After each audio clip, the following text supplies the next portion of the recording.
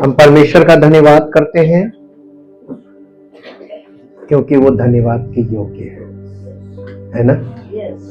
और जैसे जैसे आपका मन वचन के द्वारा शुद्ध होता जाएगा, आपका जीवन परिवर्तित होता जाएगा, आपका भीतरी मनुष्यत्व मसीह की महिमा में परिवर्तित होगा। यही तो परमेश्वर की असली योजना है। आपको मैंने कल समझ के बारे में, वचन को समझने के विषय में अध्ययन आपके साथ किया था। सुना होगा, बहुत से लोगों ने नहीं सुना। परमेश्वर के वचन में नए नियम में पौलुस के द्वारा पवित्र आत्मा एक बात बोल रहा है। वो बात शायद आप समझ पाए, हालांकि आप अपनी भाषा में पढ़ सकते हैं, हिंदी में पढ़ सकते हैं। वहां पर एक बात उसने बोली है कि परमेश्वर का आत्मा ये कह रहा था कि मैं अन्य जातियों को, उनका मन भटकता रहता है, वो ईश्वर को खोजते हैं, लेकिन कौन सा ईश्वर? उनकी कल्पना में जो ईश्वर है वो उसको खोजते हैं जो आकर उनकी समस्या का समाधान तुरंत कर दे। ये भ्रम है। और परमेश्वर का वचन वहां पे कह रहा है कि मैं उनकी इस भटकने की आदत, कौन सा मन भटकता है, अन्य जातियों का मन बहुत भटकता है। और वो मालूम क्यों भटकता है? क्योंकि परमेश्वर के वचन में उनका मन नहीं लगता। आपके मन में जो भटकाव है परमेश्वर को लेकर, उस भटकाव को दूर अगर कर सकता है तो परमेश्वर का वचन। अब मन उसी में नहीं लगता है ना? और जब तक मन आप उसमें नहीं लगाएंगे, परमेश्वर ने कहा है मैं उनकी इस आदत को दूर करूंगा। कैसे? उन्हें मजबूर करूंगा कि वो वचन सुने। नहीं सुनेंगे, मैं उनकी नहीं सुनूंगा। नहीं मानेंगे, मैं उनकी नहीं मानूंगा। जब वो सुनने और मानने लगेंगे तो मैं उनके जीवन में काम करना शुरू कर दूंगा। कितने लोग चाहते हैं परमेश्वर आपके जीवन में काम करे? पक्का? हुक्म मानने वाले बन जाइए, वचन सुनने वाले बन जाइए, और वचन को सुनकर उसके अकॉर्डिंग अपने जीवन में निर्णय लेना, फैसले करना, अपने कदम आगे बढ़ाना वचन के अनुसार। इस काम को शुरू कर लीजिए। ये आपके लिए, यानी स्टॉप, पॉज लगा दीजिए अपनी लाइफ में, अपनी सोच में पॉज लगाइए। पौलुस, वो दाऊद अपने भजन में मालूम क्या कह रहा बार बार? हे मेरे मन, अपने मन से कह रहा, हे मेरे मन यहोवा को धन्य दे। उसका मन भी भटकता था। दाऊद हमारे समान एक मनुष्य था, भटकने वाले मन वाला। आज मैं आपके साथ आप समझ को बहुत हल्के में लेते हैं। आज संसार में रटाओ, नकल टीप लो, ऐसी एजुकेशन और ऐसी संस्कृति है। एक दूसरे को कॉपी करो, वो क्या कर रहा है, कैसे कर रहा है, वैसे ही करो। यही चल रहा है ना? हम आपके साथ जो पार्ट्स शेयर कर रहे हैं, इसके बिना आप जो बाइबल में अंत का भविष्यवाणी रखी गई है उसे आप कभी समझ नहीं पाएंगे जब तक ये पार्ट्स आपके जीवन में कंप्लीट नहीं होते हैं। इसीलिए हमें बार बार वापस पीछे जाके आपको बार बार, आपको मालूम है परमेश्वर ने इजराइलियों को मिस्र की गुलामी से निकाला, जस्ट लाइक जैसे उसने आज हमें पापों की गुलामी से निकालने का काम कर रहा है।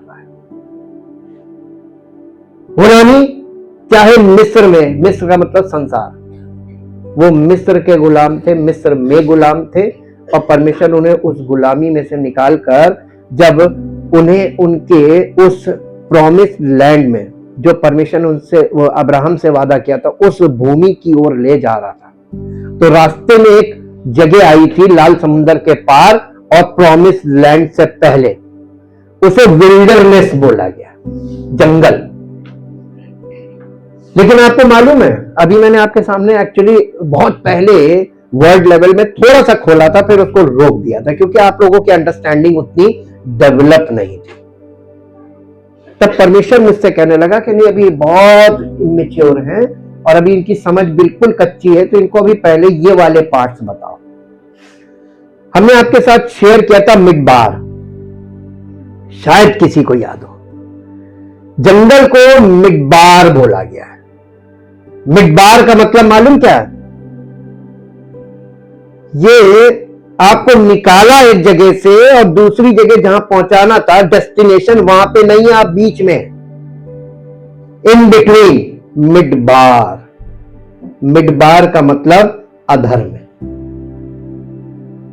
कई बार बॉर्न अगेन होने के बाद व्यक्ति बहुत उछलने लगता है कि मुझे तो उद्धार मिल गया। उद्धार का मतलब होता है बॉर्न अगेन। आपके मसीही जीवन का, वास्तविक जीवन का, उस आत्मिक जीवन का आरंभ हो जाना जो मसीह के अकॉर्डिंग हो, that is called born again. उस जीवन का आरंभ, उसमें लोग ऐसी हरकतें करने लगते हैं because the lack of right education. सही मार्गदर्शन, सटीक मार्गदर्शन ना होने के कारण, कभी कभी सटीक मार्गदर्शन मिलता भी है तो एक्सेप्टेंस ना होने के कारण लोग भटकते हैं और वो सोचते हैं कि हम तो उद्धार पा गए। और उद्धार पा गए का मतलब ये सोचते हैं कि अब हम जो मन में आए वो कर सकते हैं। यही होता है ना। बस उसी के बाद वहां पे आप देखिए, जंगल में परमेश्वर ने उन्हें मिस्र से तो निकाल लिया था, लेकिन उनके मन में मिस्र बसा हुआ था, अंदर का मिस्र नहीं निकला था। वैसे ही परमेश्वर हमें संसार से निकाल लाता है, लेकिन संसार का आत्मा हमारे अंदर काम करता रहता है। हालेलुया। आप मिडबार में आ गए, आप अधर में आ गए। अब आप जरा सा भी इधर उधर होते हैं तो आप कहां जाएंगे, खुद बताइए। ये एकदम जनरल क्वेश्चन है। आप परमेश्वर के राज्य में, अनंत जीवन में प्रवेश करेंगे या हैं? यही तो प्रॉब्लम है। लोग अपनी समझ का सहारा ले रहे हैं। ABCD नहीं मालूम है बाइबल के बारे में, और दूसरों को मालूम है। बड़े बड़े सेवकों के सामने खड़े होकर सवाल जवाब कर रहे हैं। क्या पूछ रहे हो? अरे मूर्खता के क्वेश्चन पूछ रहे हैं। उन्हें उद्धार से मतलब नहीं है, उन्हें परमेश्वर की सच्चाई से मतलब नहीं है, उन्हें अपनी भावना और इच्छा को आगे रखकर बात करते हैं। हालेलुया। क्या चीज रोकती है इंसान को परमेश्वर की उपस्थिति में आने से? उसका स्वभाव, उसकी सोच, उसकी भावनाएं, उसकी कल्पनाएं उसको पीछे खींचती है। आप अभी तक उन्हीं चीजों को नहीं हरा पाए।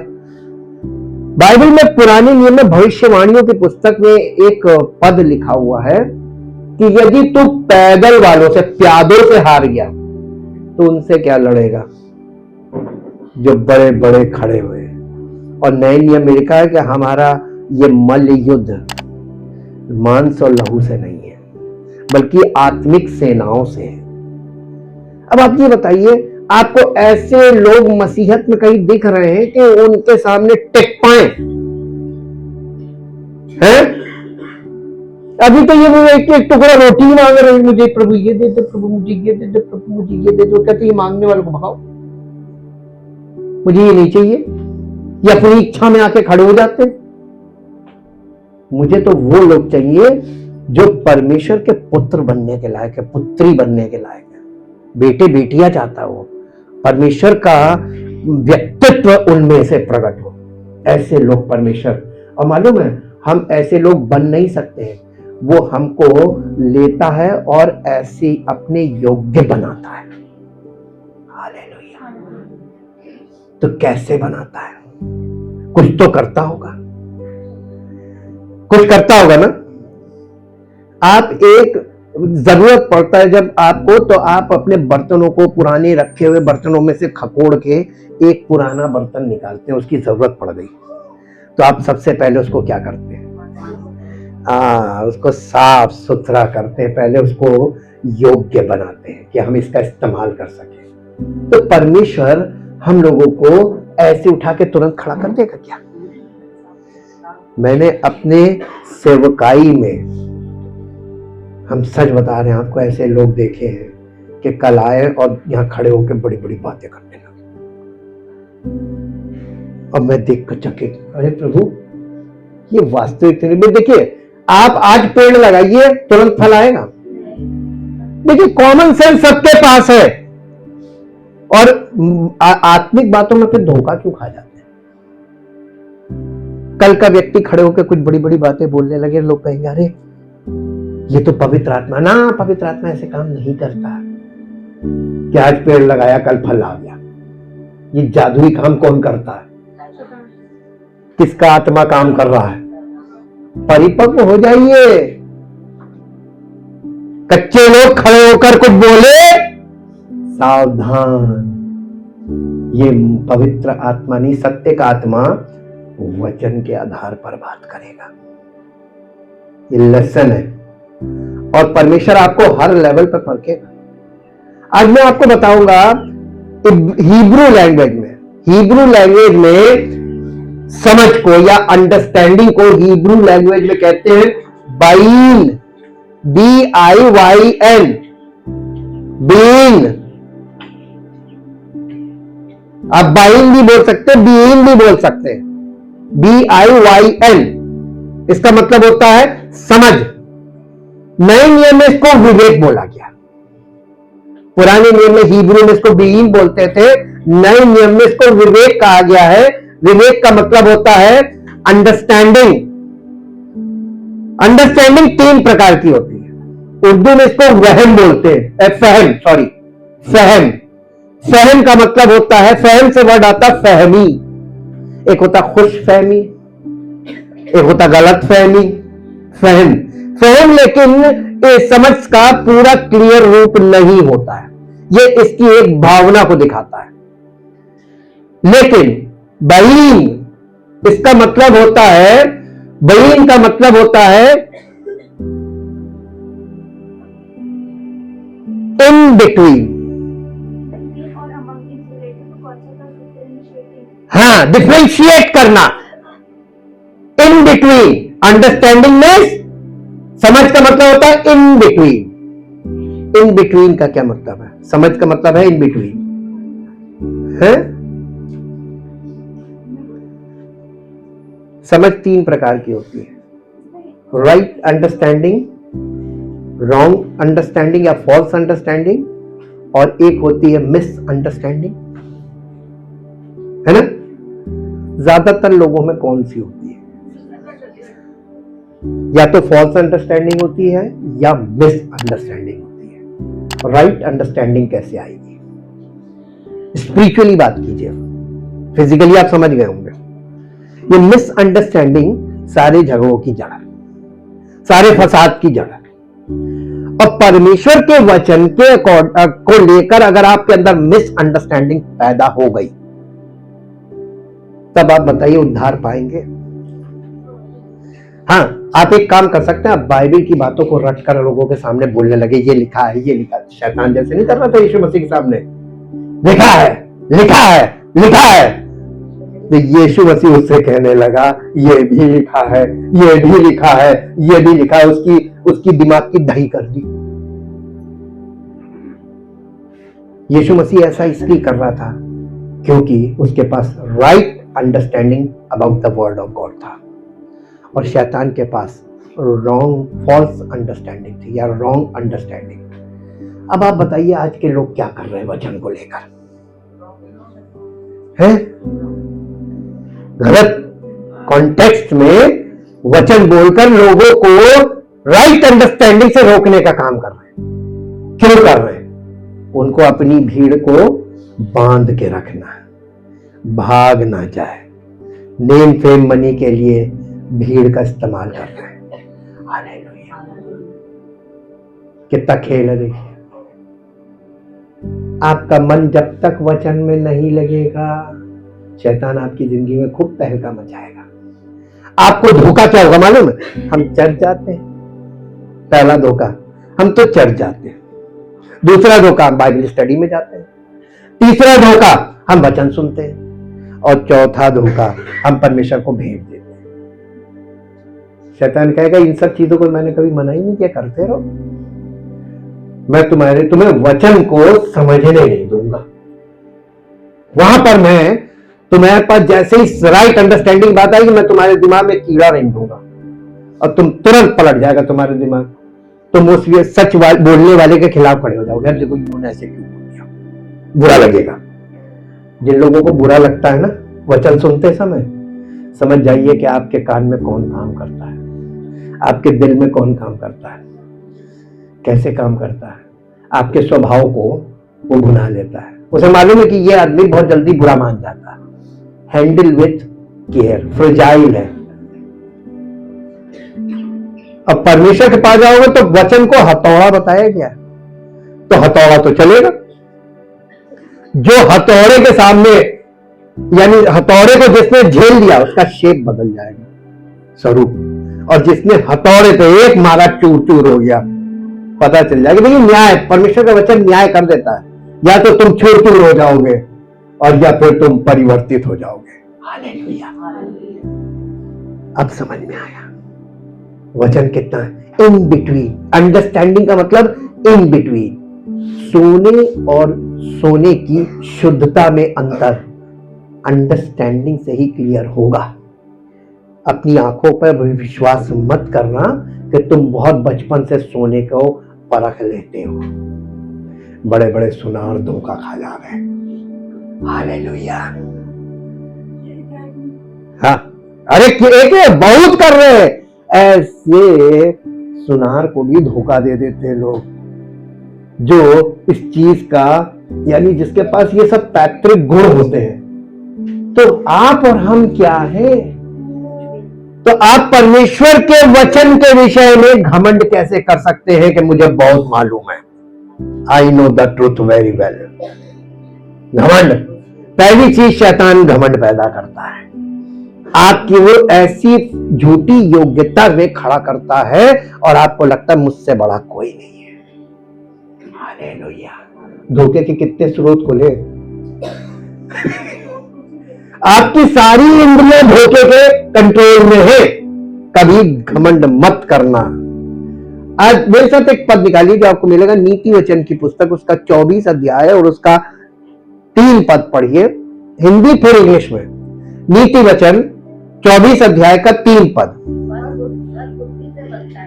घर बुद्धि से होता है। ये घर का मतलब ये बिल्डिंग की बात नहीं हो रही है, मकान की बात नहीं हो रही है, यहां घर की बात हो रही है।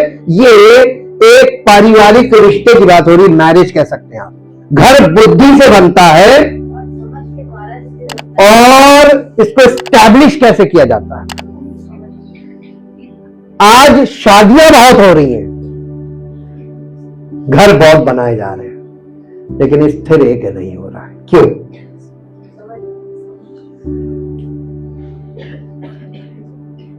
समझ क्या हो गया? समझ में है?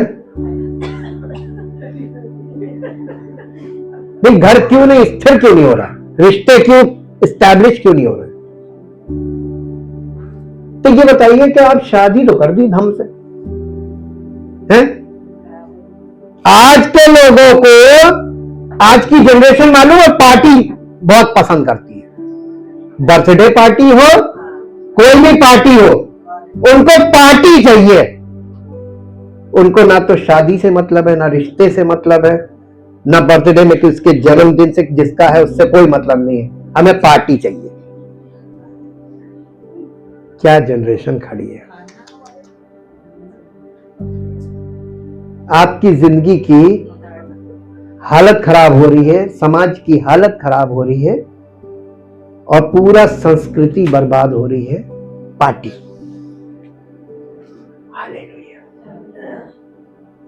कैसी सोच में चले गए इंसान, है ना?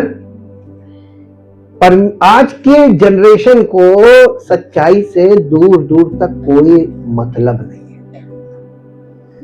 यहां पे लिखा हुआ है कि घर बुद्धि से बनता है और समझ के द्वारा स्थापित होता है। इंग्लिश में पढ़िए।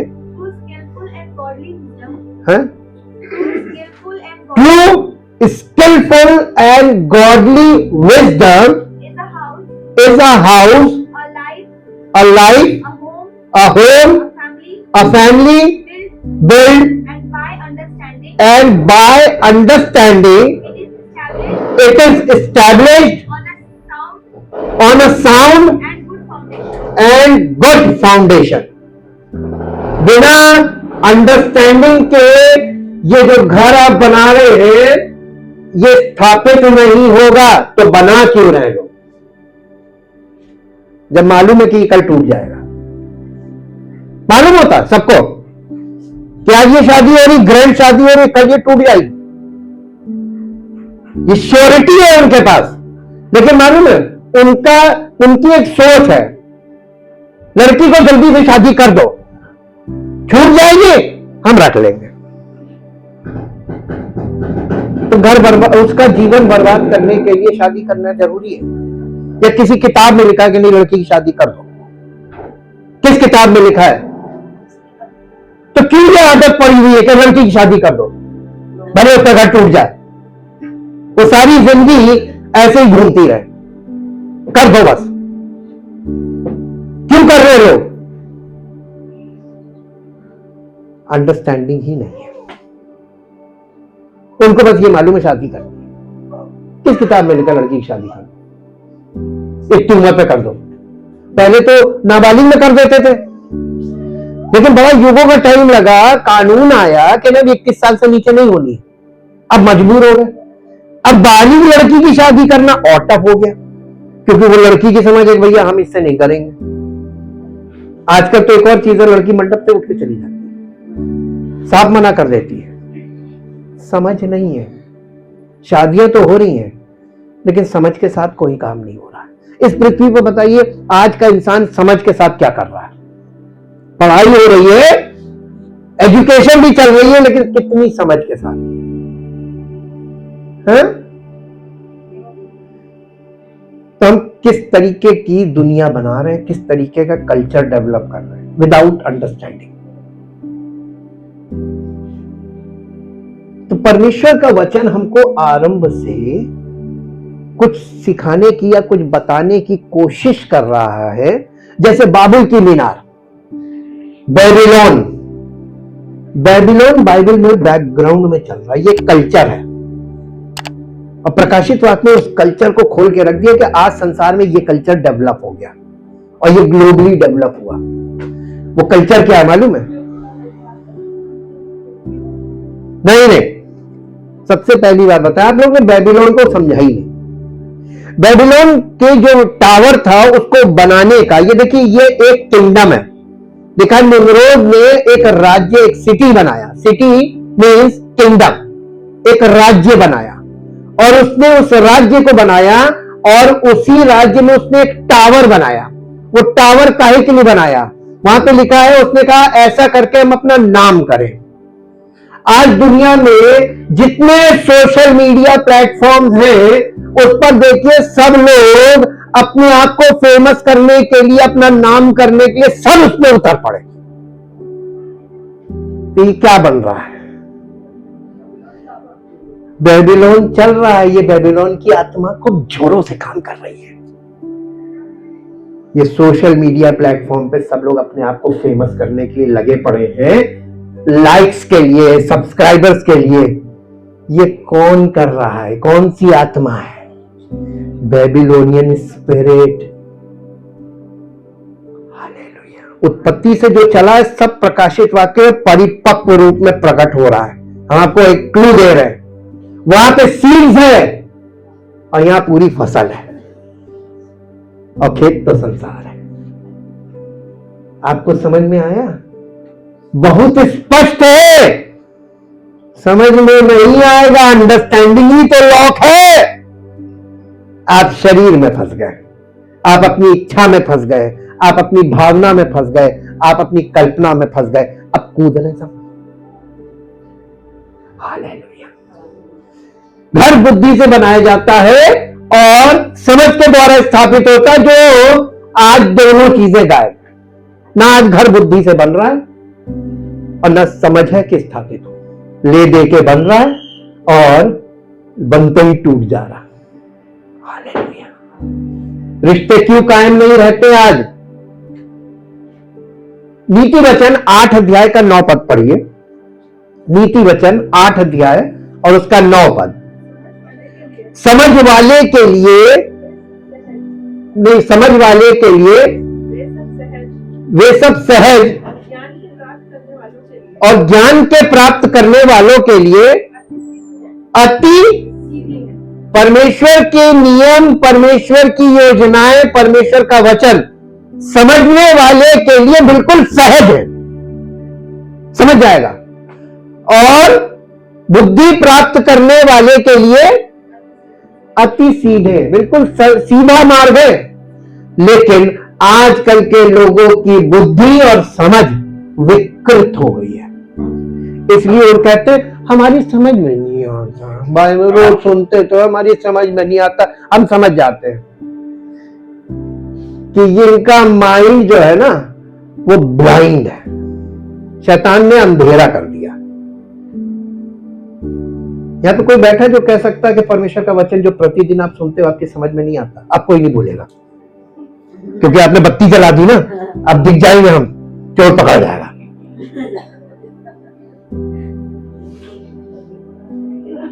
नहीं बोलेंगे तो उनकी जिंदगी में पकड़ जाएगा। जिस दिन वो फंसेगा तब पता चल जाएगा। तुमने बेटा सुनते रहे, ड्रामा करते रहे सुनने का, आज फंस गए।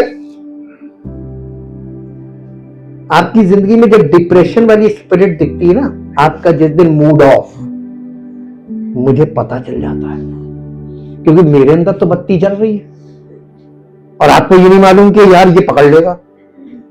बस हम बोलते नहीं है, समझ जाते हैं। हालेलुया। इसीलिए मैं आपको कल बताया था ना, ये जो अंडरस्टैंडिंग ये एक डिवाइन गिफ्ट है, और जिसको मिल जाती है ना वो दूसरों की बत्ती जला सकता है। लेकिन अगर दूसरा व्यक्ति उसकी हुक्म मान ले तो, और अपने मन की कर ले, तो वो उसकी भी नहीं जला सकता। हालेलुया। जितने हुक्म नहीं मानेंगे उनकी जलेगी नहीं बत्ती। जी मेरे से एक पद और निकालिए। नीति वचन 16 अध्याय का 16 पद पढ़िए। नीति वचन 16 अध्याय का 16 पद। बुद्धि की प्राप्ति चोखे सोने से भी क्या ही उत्तम है, और समझ की प्राप्ति चांदी से भी अति योग्य है। दुनिया में लोग सोना चांदी प्राप्त करने में लगे, बुद्धि और समझ से किसी को मतलब नहीं है। हालेलुया। आप दुनिया में हर चीज पैसे से खरीदने में लगे हुए ना, ईश्वर को खरीद के दिखाओ। तो फिर आप ईश्वर से पैसा क्यों मांगते हैं? ईश्वर कहता मुझसे वो चीज लो जो मैं तुम्हें दूंगा, जिससे तुम दुनिया में मेरे पुत्र पुत्री बन जाओगे। नहीं लेना मांगते। हम कहते हैं हे ईश्वर मुझे तू धन दे दे, तो मैं उसमें से 2% तुझे दे दूंगा। 2% भी ज्यादा बोल दिया। देना नहीं मांगते, देना नहीं मांगते, उसको घूस देना मांगते। अगर तू दे देगा तो मैं तुझे दूंगा, है ना। वो कहता है अच्छा मुझे घूस दोगे। भाई लोग ईश्वर को मन्नत क्या मांगते हैं बताइए? हम गलत बोल रहे हो तो आप बताइए। मेरे ये क्या बोले वो देख लेता है, अरे देने की नीयत नहीं है, है? मांग ज्यादा रहा है और देने में भी इतना से दूंगा। तो उसने कहा ठीक, ऐसे लोगों को सुधारना परमेश्वर को आता है। कैसे? अब समझ होती है बता देते कैसे। पुराने नियम में सब दिखाया गया है और सब वहां पे रखा हुआ प्रैक्टिकल। परमेश्वर क्या करता है? इजराइलियों को परमेश्वर ने कहा मैं तुम्हारा राजा हूं और मैं तुम्हें समृद्ध करता हूं, मैं तुम्हारी सारी जरूरतें पूरी करता हूं। इजराइल ने कहा नहीं, सब कंट्री के लोगों के पास अपने अपने राजा, हमें भी राजा दे। परमेश्वर को बड़ा बुरा लगा, ये मुझे राजा ही नहीं मानना मांग रहा। राजा का मतलब होता है पूरे राष्ट्र का प्रोटेक्टर, सुरक्षा करने वाला और सारी आवश्यकताओं की पूर्ति करने वाला। तो उनको परमेश्वर नहीं पसंद आया एज अ किंग। उन्होंने कहा नहीं, हमें एक ह्यूमन किंग चाहिए। तो परमेश्वर ने कहा वेरी गुड, इनको सिखाने का बड़ा अच्छा मौका है, यही तो सिखाता है। उसने उनको ऐसा राजा दिया और उसने बता दिया था राजा देने से पहले कि वो तुम्हारे बच्चों को अपने काम में लगाएगा, पैसा कम देगा, काम ज्यादा लेगा। लिखा हुआ है, सब वर्सेस में पढ़वा लिया टाइम की बचत के लिए। वो तुमसे तुम्हारे बच्चों को ले लेगा, तुम्हारे ऊपर टैक्सेस डालेगा, तुम्हारे पर ये डालेगा, तुम्हें जब कुचलेगा ना, तब तुम्हें पता चल जाएगा ह्यूमन किंग क्या होता है। हालेलुया। अब बताइए, जब आप ईश्वर को प्रलोभित करते हैं, ये हर एक के मन में होता है, ये काम मुझे इतना दे दूंगा, ये काम मुझे इतना दे दूंगा। देते समय उसको सोचता है इसमें से भी कटौती कर लो। ईश्वर का तो बहुत है, देने की क्या जरूरत है। कई बार तो लोग ये तर्क देते हैं, उसे क्या जरूरत है, वो तो सबको देता है, सब कुछ देता है, हम उसको क्यों दें। अरे कहता है यार, इन्हें देकर भी परख लिया, लेकर भी परख लिया, दोनों ही बातों में बड़े चतुर है। और वो सिखाना उसको परमेश्वर को मनुष्य ने ही सिखा दिया कि उसको ऐसे क्यों करना पड़ा, ऐसी विधियों को क्यों आने दिया, उसने नेगेटिव पावर को क्यों बढ़ने दिया। क्योंकि मनुष्य ईश्वर के साथ जो खिलवाड़ करता है ना, उसका नतीजा वो खुद भुगतता है। जब आप देखिए पुराने नियम में जब जब इजरायली लोग परमेश्वर के साथ वफादार नहीं रहे, परमेश्वर ने उनको ऑप्रेस करने वाले शासन के हवाले कर दिया, दुष्ट राजा के हवाले। जा बेटा, ये तुझे सिखाएगा, ये जितना अच्छा सिखाएगा ना, तुम भागा भागा मुझे ढूंढता हुआ आएगा, हे परमेश्वर मुझे क्षमा कर दे, हे परमेश्वर मुझे क्षमा कर दे, मुझ पर अनुग्रह कर दे, प्रभु बहुत अत्याचार कर रहा है। आज लोगों की क्या दशा है। अभी कुछ नहीं है, अभी कुछ नहीं, अभी खून के आंसू जब निकलेंगे। पश्चाताप बहुत कठिन चीज है, और मानव हृदय इतना हार्ड है कि उसको तोड़ने में बहुत ज्यादा हार्ड पावर्स की जरूरत है। वचन से नहीं टूट रहा, जिसका वचन से टूट गया वो सरलता से परमेश्वर का बच्चा बन जाता है, और जिसका नहीं टूटता है, ये डेवलपमेंट जो हो रहा है ना, ये तोड़ेगा। हालेलुया। आने दीजिए, नेगेटिव पावर्स आएंगी और लगभग आ चुकी है पूरे वर्ल्ड में, ये ग्लोबली होगा। आप कहां भाग के जाओगे, किस कंट्री में भागोगे, है कोई जगह। पहली चीज, अभी देखिएगा लोग एक कंट्री छोड़ना शुरू करेंगे। मैं आपको अभी से बता रहा हूं, लोग जो पैसे वाले लोग हैं वो कंट्रीज चेंज करेंगे, लेकिन ये ग्लोबली होगा। फिर जब ऐसा होगा, एक टाइम ऐसा आ जाएगा कि मूल निवासियों के अलावा जितने भी लोग दूसरे कंट्री के होंगे, सबको वापस कर दिया जाएगा। सब कंट्री अपने अपने लोगों को छोड़ बाकी को सबको वापस करेंगे। आने वाला सब अपनी मातृभूमि को लौटेंगे, और जब मातृभूमि को लौटेंगे तो पहले से जनसंख्या, पहले से बेरोजगारी, और जब लोग और आ जाएंगे तब क्या हालत होगी। पॉलिटिकल अनरेस्ट, सिविल वॉर, ये सिचुएशंस डेवलप होने वाली हैं।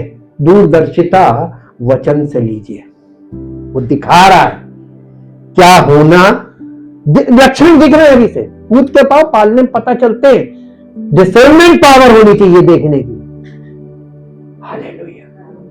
बहुत आलिम फाजिल बुद्धिमान अपनी बुद्धि पर घमंड करना छोड़ दीजिए, वचन आपको दिखा रहा, वो ट्रुथ है, और आप इसे देखकर आज सुधरेंगे तो उस समय तक आपको संरक्षण मिलेगा, परमेश्वर आपको अपनी शरण में रखेगा। हालेलुया। देखिए, परमेश्वर ने इजरायलियों को कैसे सिखाया, वैसे ही वो मसीहों को सिखाएगा। परमेश्वर का नियम नहीं बदलता। कैसे सिखाया था? दुष्ट राजाओं के शासन में डाल डाल के लेकिन कितने सुधरे? वो थोड़े समय के लिए चेंज लेते थे, और फिर जैसे ही वो शासन चेंज होता था, अच्छा राजा आ जाता था, फिर वही।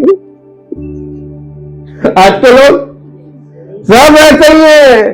तो उसने कहा अंत के समय में बिल्कुल कुटिल से कुटिल करते रहना, क्योंकि ये मानने वाले नहीं है।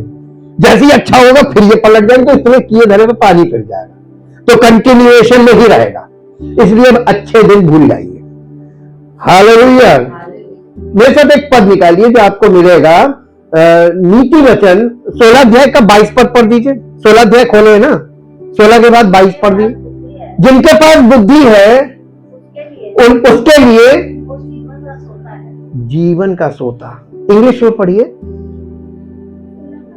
हाँ, understanding is a wellspring of life to those who have it. जिसके पास समझ है वो जीवन का सोता है। अब मैं प्रश्न करूं, किसके पास है? हाँ?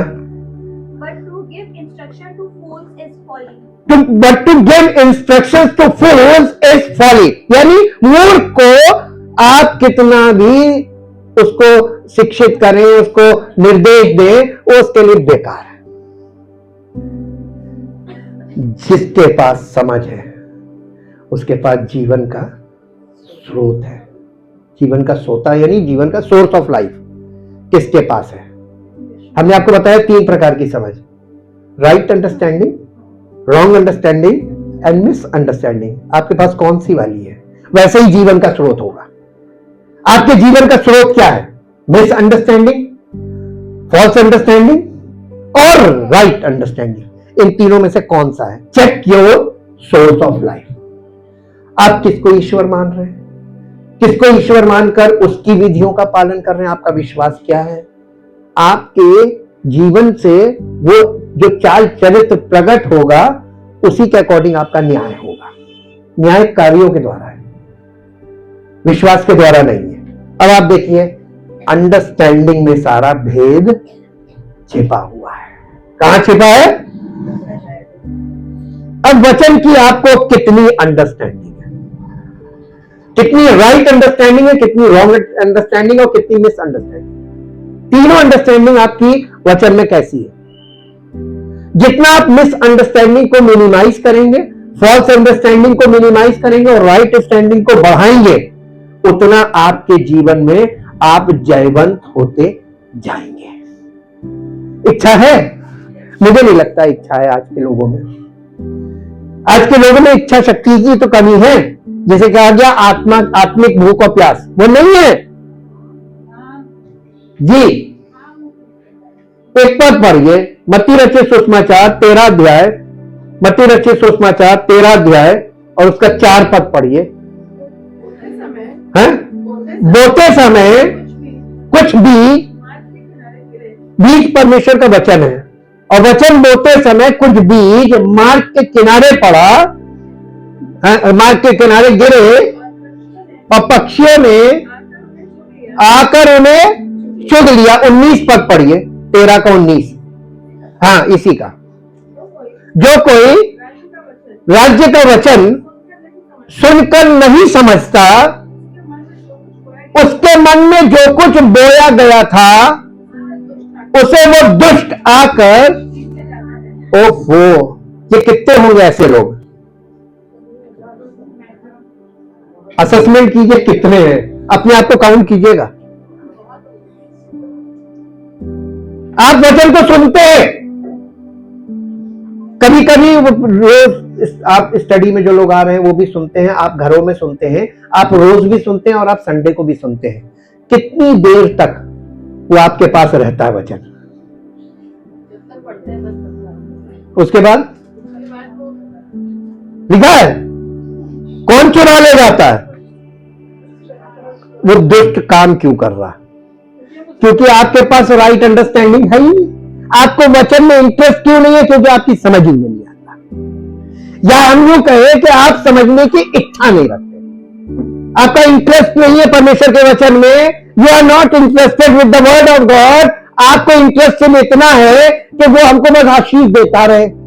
हमारे पास जॉब है और परमेश्वर हमको आशीष देगा तो हमारे जॉब में जो हमें मिल रहा है उस पर बरकत ठहरेगी, हमारे जीवन में हमें किसी बात की कमी नहीं होगी। अब आप बताइए, ये आपकी समझ सही समझ है कि गलत समझ है? इस समझ ने आपको परमेश्वर के वचन से अलग करके रखा है, आपको दूर कर रखा है ना? कभी मत सोचिएगा कि आप अपने हाथों से काम करेंगे और बरकत मिल जाएगी।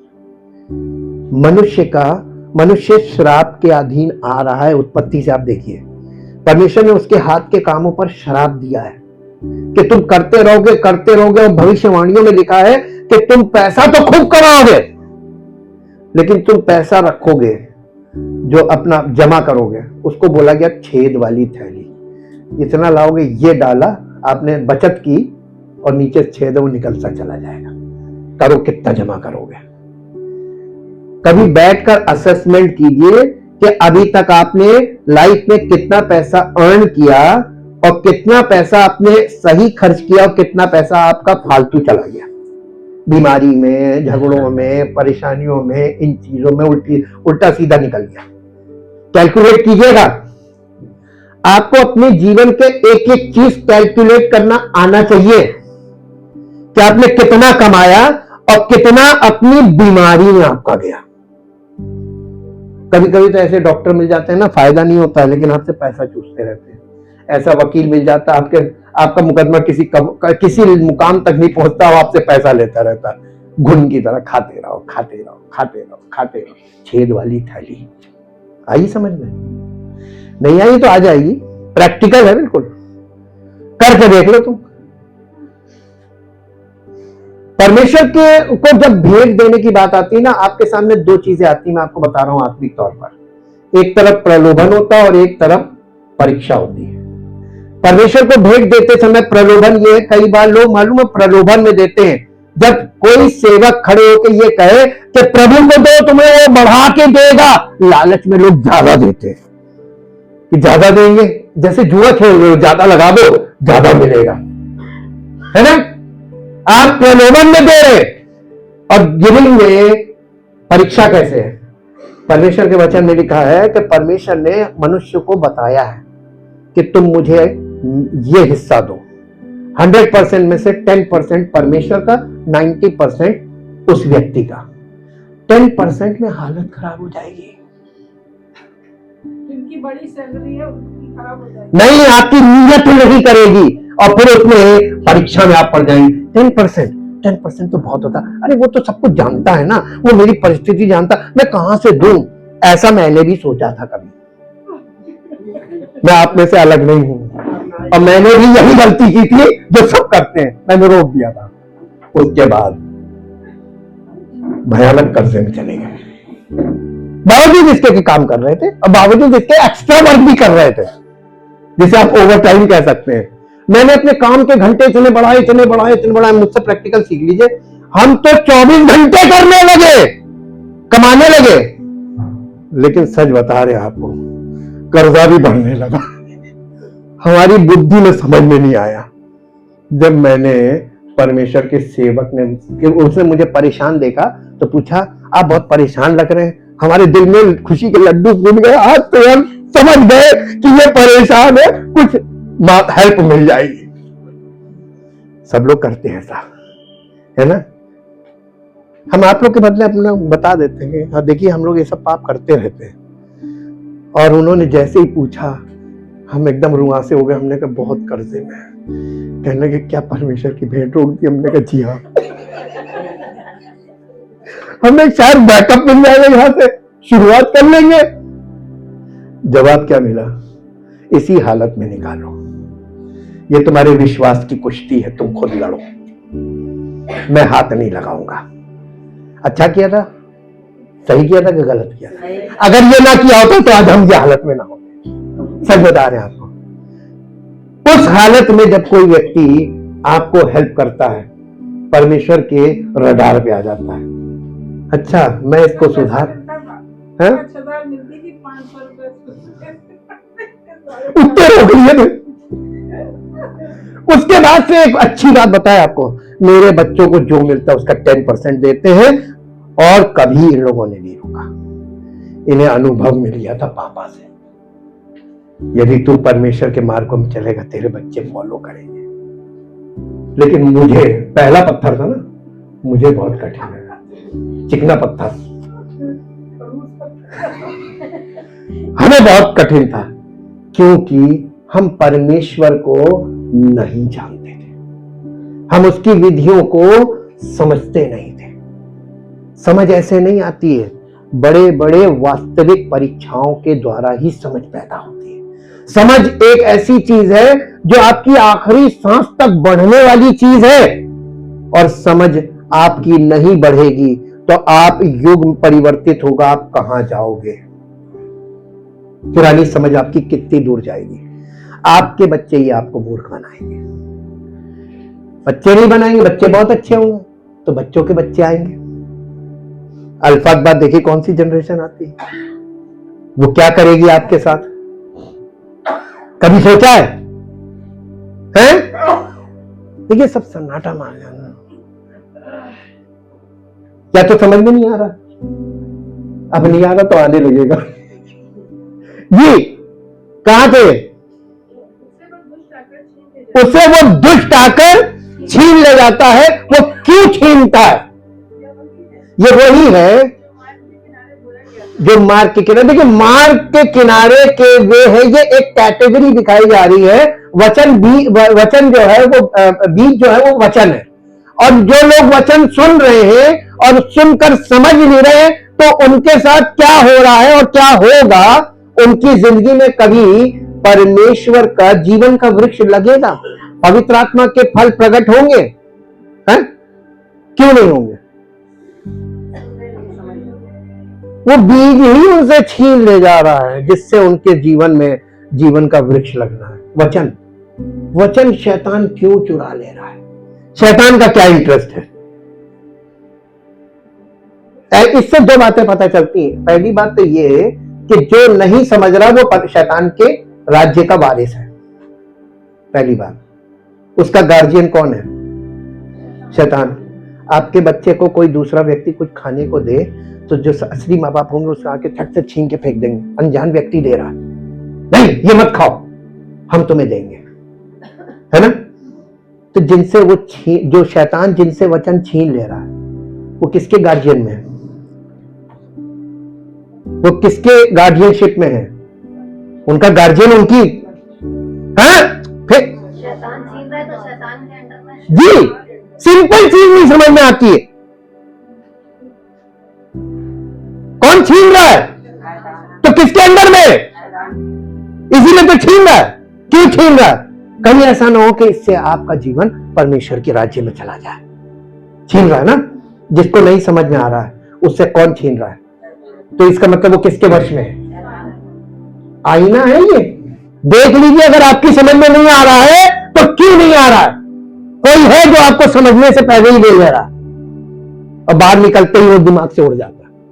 वही दुनियादारी की बात है, वही दुनियादारी की बात है, वही दुनियादारी की बात है। ये कौन है जो आपको दुनियादारी में फंसा के रखे? आपको ये नहीं मालूम कि आज आप कर ले रहे हो, ये आपका स्वभाव हो गया है, लेकिन कल आपकी बहुत बुरी दशा होने वाली है, बहुत बुरी दशा। छुड़ाएगा कौन? कोई। नीति वचन 3 अध्याय उसका 13 पद पढ़िए। 3 अध्याय का 13 पद। उस समय नहीं, नीति वचन 3 अध्याय, क्या ही धन्य है वो मनुष्य जो बुद्धि पाए और वो मनुष्य जो समझ प्राप्त करे। बुद्धि और ज्ञान और समझ की बातें, समस्त भंडार यीशु मसीह में छिपे हैं। और मसीह का आत्मा, जैसे हम सत्य का आत्मा बोलते हैं, पवित्र आत्मा, बुद्धि ज्ञान और समझ का आत्मा है कि नहीं है? तो पवित्र आत्मा आपसे क्या बात करेगा? आपके पास आके कान में कहेगा आज तुम्हारी लॉटरी खुलने वाली, चर्च मत जाना, आज तुम्हारे पर बहुत काम है, तुम्हें ज्यादा पैसा मिलेगा, स्टडी में मत जाना। ये पवित्र आत्मा बोलेगा? हाँ, तुम्हारी आज बहुत तबीयत खराब है, तुम चर्च मत जाओ, आज प्रभु तुम्हें यही चंगा करेगा। ये पवित्र आत्मा बोलेगा? कौन सा आत्मा बोलेगा? शैतान की आत्मा आप डायरेक्ट नहीं बोल सकते, भ्रम का आत्मा बोलिए। जो आत्मा आपको सत्य से भ्रमित करे वो भ्रम का आत्मा है। अब भ्रम की आत्मा को देखिए, जब आप शैतान पे दोष लगाएंगे ना, और आप हैं अभी उसी के पाले में, वो आपके साथ क्या करेगा मालूम है? निकल के देखिए एक बार।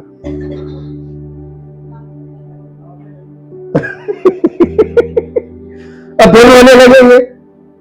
तो आप इस बात को समझिए, वचन आपको समझाने के लिए है, वचन आपको कुछ समझा रहा है और बुद्धिमानी के साथ समझा रहा है। बोलने में बुद्धिमान बनो, सोचने में बुद्धिमान बनो, समझने में बुद्धिमान बनो और अपना निर्णय लेने में बुद्धिमान बनो। बुराई में बच्चे बन जाओ। और हम लोग मालूम है बुराई में तो पीएचडी किए हुए, करा लो, किसकी करानी? प्रोफेशनल बुराई करने वाले हैं, बस तुम नाम बताओ उसका, चालू हम हो जाएंगे, है ना? अरे प्रोफेशनल बुराई करने वाले, आजकल बुराई के प्रोफेशनल लोग घूम रहे हैं, नाम लीजिए आप, वो चालू हो जाएंगे। गॉसिप क्या होती है? सोशल मीडिया पे क्या चलता है? बुराइयों के पोटले। जी, दूसरा तीमुथियुस 2 अध्याय इसका 15 पद पढ़िए। यहां पर देखिए पौलुस अपने चेले को क्या लिख रहा है। पौलुस अपने चेले तीमुथियुस को क्या कह रहा है, बहुत गूढ़ बात बोल रहा है। 2 का 15, अपने आप को परमेश्वर का ग्रहण योग्य और ऐसा काम करने वाला ठहराने का प्रयत्न कर जो लज्जित होने ना पाए और जो सत्य के वचन को ठीक रीति से, हाँ इसका मतलब यहां पे वो क्या समझा रहा, बताइए अपने शब्दों में, आप बताइए अगर आप समझ गए हो तो। पौलुस ये कह रहा था अपने चेले तीमुथियुस से कि परमेश्वर का पूरा वचन सत्य का वचन है, इसको सही तरीके से इस्तेमाल करने वाले बनो। इसको गलत तरीके से इस्तेमाल करने वाले बनोगे ना तो तुम परमेश्वर के रडार पे आ जाओगे।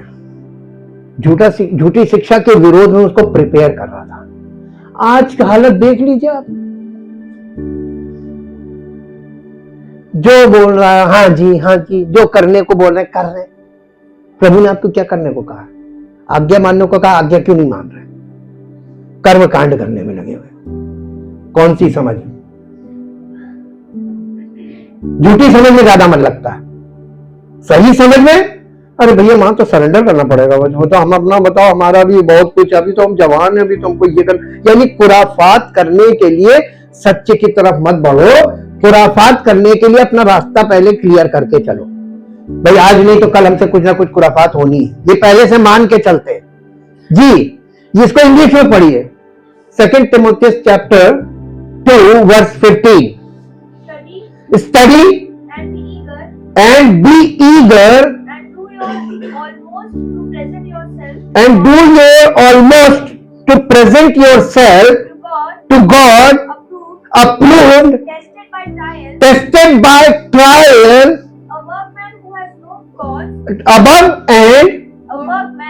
above men who has no cause to be ashamed, correctly analyzing and accurately dividing, rightly handling and skillfully teaching the word of truth। इन सब बातों को, एक पद को आप जाकर डिक्शनरी से स्टडी करिए, एक पद। इसमें इतनी चीजें हैं कि परमेश्वर के सेवक को पूरी तरीके से टेस्टिंग बाय फायर, यानी आपको ऐसी ऐसी परिस्थितियों में ले जाकर परमेश्वर आपको सिखाएगा, तब वो आपको अपने वचन के लिए खड़ा करेगा। Tested man, tested by fire.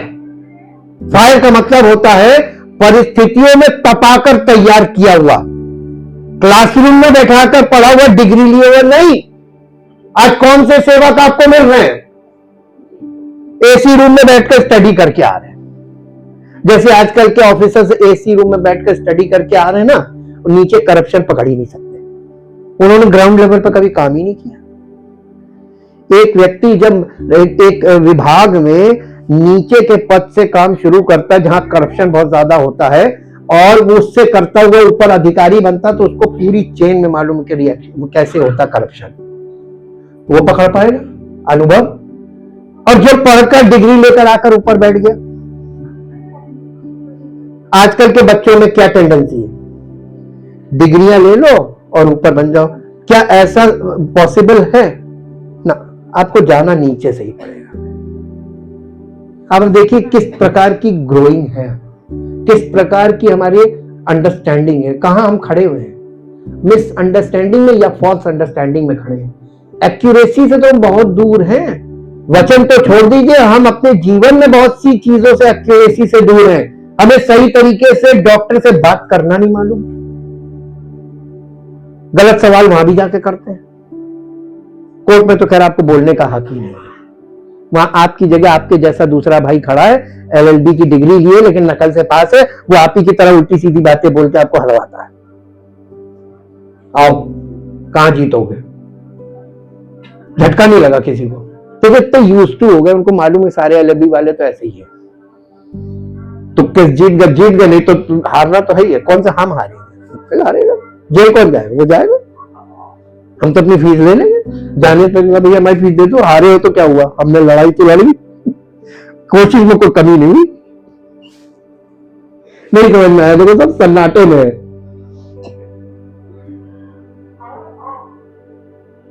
नीति वचन सॉरी यिर्मयाह की पुस्तक 9 अध्याय 23-24 पद, यिर्मयाह 9 अध्याय का 23-24 पद पढ़िए।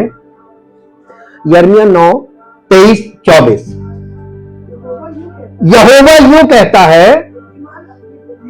बुद्धिमान अपनी बुद्धि पर घमंड ना करे, और ना वीर अपनी वीरता पर, और ना धनी अपने धन पर घमंड करे, परंतु जो घमंड करे वो इसी बात पर घमंड करे कि वो परमेश्वर को जानता, और आप ये दावा कर सकते कि मैं परमेश्वर को जानता हूं, लेकिन परमेश्वर आपसे कहेगा कितना समझते हो, तब क्या कहेंगे? ये सन्नाटा क्यों? गलत बिल पास हो गया, पार्लियामेंट में सन्नाटा हो जाता मौन स्वीकृति कि भैया पास कर लो, तो हमारे ऊपर से निकल गया। इंग्लिश में पढ़िए। Thus says the Lord, let not the wise and skillful person glory and boast in his wisdom and skill. Let not the mighty and powerful person glory and boast in his strength and power. Let not the person who is rich in physical gratification and earthly wealth glory and boast in his temporal satisfactions and earthly riches. Again, but let him who glories glory in this, that he understand and knows me personally and practically, directly discerning and recognizing discerning my character, that I am the Lord. लंबा है ना? परमेश्वर को जानना और समझना लंबा है ना? कैसे समझेंगे? कोई भी व्यक्ति आकर खड़े होकर परमेश्वर के नाम से कुछ भी बोले, कभी विश्वास मत करना। अगर तुमको लग रहा है ये हमारे जैसा व्यक्ति है और वो बोल रहा है जो हमें पसंद आ रहा है, बिल्कुल मत करना। विश्वास उसी बात पे करना जो तुमको सुनकर बुरा लगे और तुम्हें लगे कि यह ग्रहण योग्य नहीं, उसी पर विश्वास करना। वो है सत्य। सत्य एक्सेप्टेबल नहीं होता एट फर्स्ट साइट, पहली बार में तो बिल्कुल एक्सेप्टेड नहीं हो, लेकिन धीरे धीरे जब आप सत्य की खोज करेंगे, अध्ययन करेंगे, उसमें आगे बढ़ेंगे, तो आपको धीरे धीरे डिसर्नमेंट मिलेगा कि ये सत्य एक्सेप्टेबल है और ये करना पड़ेगा, इसके बिना हमारा काम नहीं चलेगा। Thank you Jesus. कितने लोग आज इस बात के लिए अपने आप को कि मैंने आज तक परमेश्वर के वचन को समझा नहीं, सुना बहुत और किसी निष्कर्ष तक नहीं पहुंचे। आपने जितना सुना उसके अनुसार आप किसी निष्कर्ष पे नहीं पहुंचे, इसका मतलब आपने सुना नहीं, और सुना तो इधर से सुना इधर से निकाल दिया। आपने सुने हुए पर मन नहीं लगाया, आपने उसे समझने की कोशिश नहीं करी। आपने प्रश्न करना चाहिए था। नहीं समझ में आता है तो आप प्रश्न कर सकते हैं। मैंने कभी किसी को प्रश्न करने के लिए, आप समझने के लिए हमसे बात कर सकते हैं। केवल प्रश्न करना ही काफी नहीं, आपको नहीं हो सकता प्रश्न ना समझ में आए, आप मुझसे बात कीजिए। जब आप बात करेंगे, जैसे लोहा लोहे को चमकाता है, कैसे चमकाता है? आपस में रगड़ता है, वैसे ही मित्र की संगति से मित्र का चेहरा, आप उसके साथ रगड़े। देखिए, बाइबल परमेश्वर का वचन को मित्र बनाइए और इसके साथ रगड़िए, और आपको देखिए परमेश्वर के वचन की चमक आपके चेहरे से प्रकट होगी। Thank you, thank you, thank you. जो लोग ऐसा करने की इच्छा करते हैं, जिनके अंदर ये इच्छा है और वो ये चाहते हैं कि हमारा जीवन परमेश्वर की महिमा को प्रकट करे, तो आपको परमेश्वर के वचन से रगड़ना पड़ेगा। Thank you Lord. ऐसा करने की इच्छा करते हैं? जो लोग ऐसा करने की इच्छा करते हैं और अपने स्थान पे खड़े, वो अपने हाथों को ऊपर उठा ले। धन्यवाद, धन्यवाद। जीवित तो महान सामर्थी परमेश्वर, आपका दिल से धन्यवाद करते हैं उस प्रेम और उस अनुग्रह के लिए प्रभु, जो आपने सब मनुष्यों के लिए प्रकट किया। आपने अपने पुत्र के रूप में इस संसार में मानव रूप में जन्म लेकर मानव के बीच में अवतरित होकर अपनी महिमा को प्रकट किया। और प्रभु, जिन लोगों को उस समय पहचान लेना चाहिए था, वो चूक गए। ये बातें हमारे लिए दृष्टांत ठहरती हैं कि हे प्रभु, हम कभी भी इतने समझदार नहीं हो सकते हैं, इतने काबिल नहीं हो सकते हैं कि हम अपने परमेश्वर को अदृश्य रूप से दृश्य रूप में प्रकट होने के बाद समझ जाए, पहचान ले। हम आपका धन्यवाद करते हैं आपके पवित्र वचनों के लिए, और सत्य की आत्मा जो वचन का आत्मा है, आपने हमारे बीच में उंडेल दिया है, ताकि वो पवित्र आत्मा या सत्य का आत्मा हमें आपके सत्य वचनों के द्वारा आपके प्रगटीकरण से वाकिफ कराए, हमें तैयार करे, हमारे मनों को, हमारे दिलों को, हमारी सोच को तैयार करे, ताकि जब यीशु मसीह का दोबारा आने का समय बिल्कुल निकट है, उसके आने पर हम उसे पहचाने।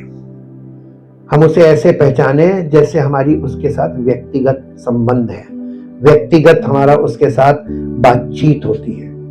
यही तो परमेश्वर चाहता है, ताकि जो लोग परमेश्वर को नहीं जानते, उनका जीवन परमेश्वर के, जो लोग परमेश्वर को जानते हैं, उनके जीवन से उसकी महिमा प्रकट हो, पवित्र आत्मा के फलों के द्वारा उसका प्रकटीकरण हो, ताकि जो नहीं जानते वे प्रकट हो जाएं कि वो कौन है जो नहीं जानते, जिनके जीवन में पवित्र आत्मा के फलों का प्रकटीकरण नहीं है।